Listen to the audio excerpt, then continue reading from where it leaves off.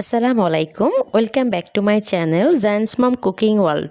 আজকে আমি আপনাদের সাথে শেয়ার করব চিকেন উইংস। বাইরে থেকে বেশি দামে এই চিকেন উইংসটা না কিনে বাসায় খুব সহজেই অল্প কিছু উপকরণে তৈরি করে নিতে পারেন। আপনারা ইচ্ছে করলে মুরগির যে কোনো পার্টের হাড়সহ মাংস নিয়েও কিন্তু এটা বানাতে পারেন। চলুন দেরি না করে শুরু করি। Let's go to my kitchen and cook.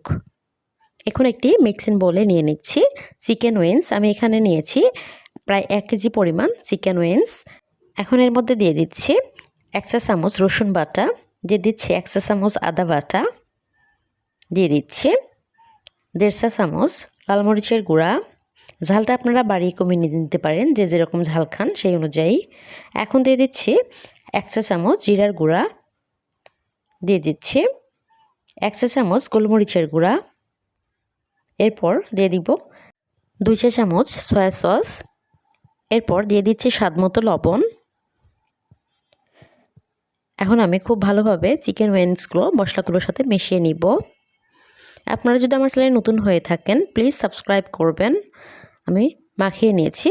এখন আমি ঢাকনা দিয়ে ঢেকে রেস্টে রেখে দিব 1 ঘন্টার জন্য।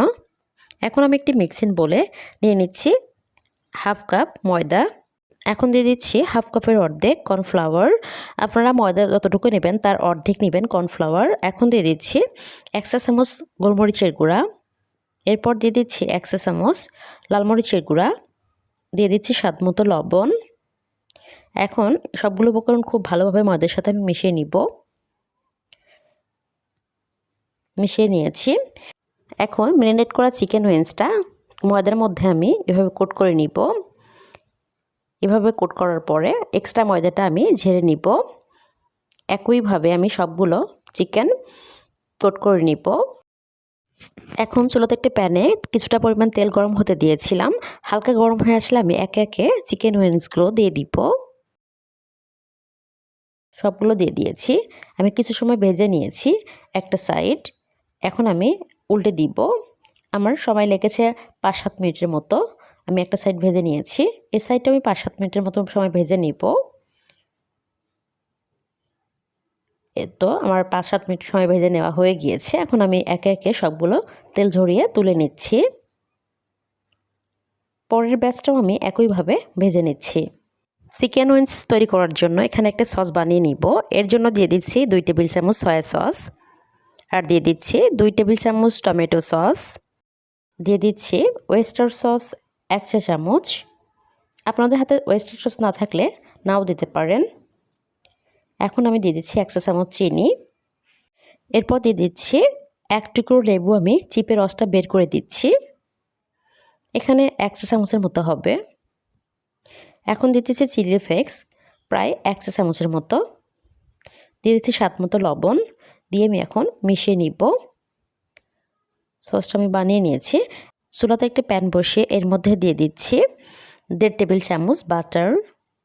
বাটারটা গলে আসলে এখন আমি এর মধ্যে দিয়ে দিব 1 টেবিল চামচ রসুন কুচি।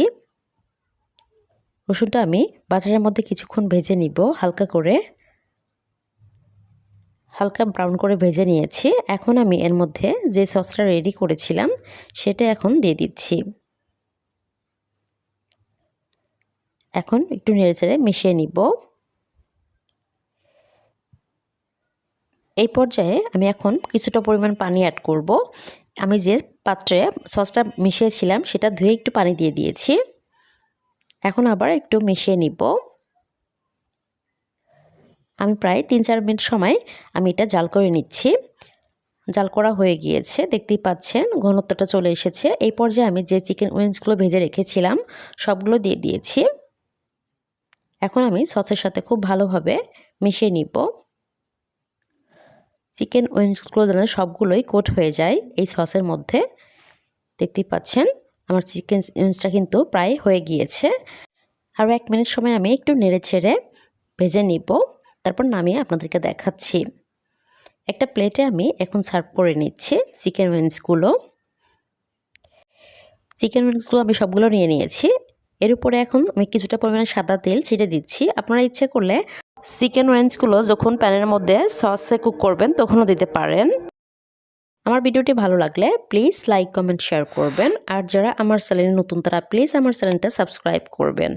আর যারা অলরেডি সাবস্ক্রাইব করেছেন তাদেরকে অসংখ্য অসংখ্য ধন্যবাদ। সবাই খুব ভালো থাকবেন। আসসালামু আলাইকুম।